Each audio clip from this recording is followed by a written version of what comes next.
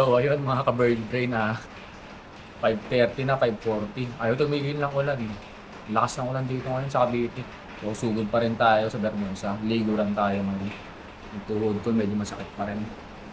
So good luck sa mga tatakbo ngayon at sa mga di nakakapunta na malalayo. So wala, bawi na lang. Sayang yung registration. Ako, nanghihinayang kasi ako kaya pupuntahan ko na lang. Total malapit naman ako dito.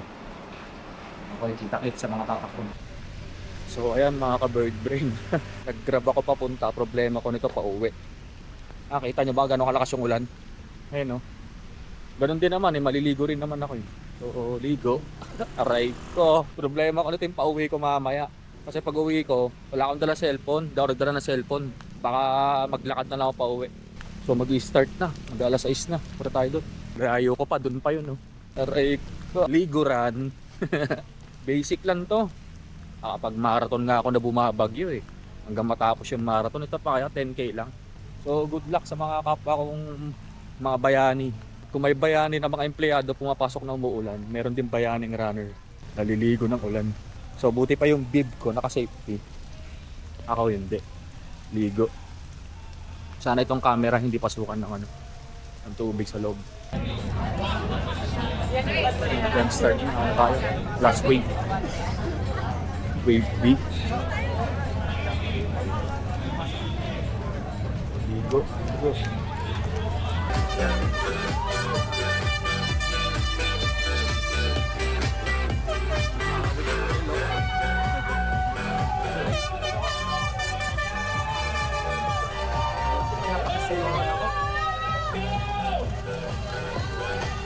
Love the energy of this group, yeah! So, liguran tayo.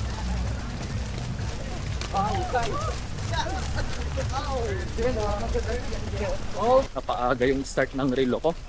Basa kasi hindi ko mapindot. So pinay-start ko dun kay ma'am sa babae. Buti na lang. Let's go. Sorry guys.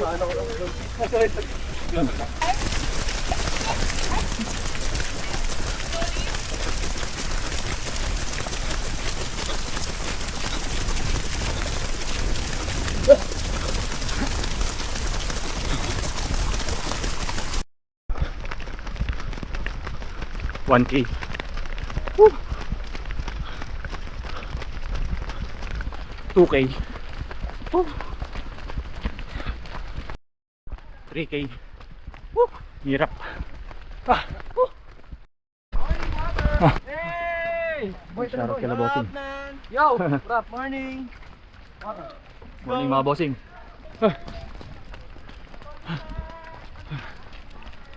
Hindi ko napipilitin, sakit talaga ng tuhod ko. Pumipitik-pitik talaga. Hindi ko napipilit. Ano na lang tayo? 6:30 siguro. 6:30 or 6:50. Pumipitik yung tuhod ko eh. Mahirap na, baka matuluyan. Sakit eh. Grabe, daming bayani no. Nabigon sa ulan. 5K. Kalahati na lang. Plus 5K.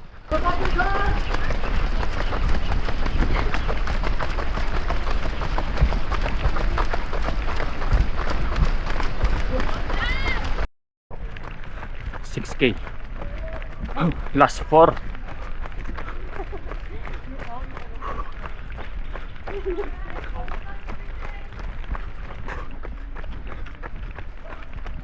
$7K. Last 3.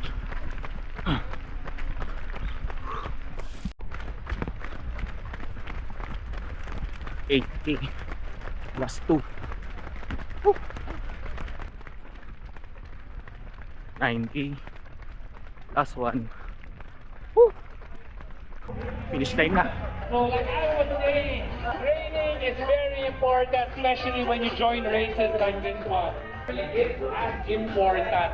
So, when you're done, go run over and get your recovery meal from the one. Yeah, looking good, ladies, looking good.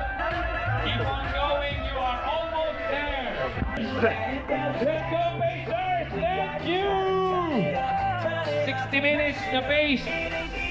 Good morning. Welcome, welcome. Love the right community. Wala, hindi tayo ano ngayon. Walang PR ngayon. 1 hour. Masay. Saka ang sakit pa rin ng tuhod ko. Oh. Pinilid ko na lang. Pero anyway, sinabuan na lang natin. Sakit ng tuhod. Na maliit. Wala lang, may finisher shirt ba?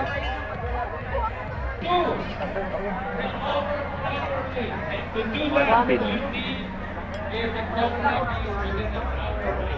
distance yung hindi. Sayang, umuulang kasi.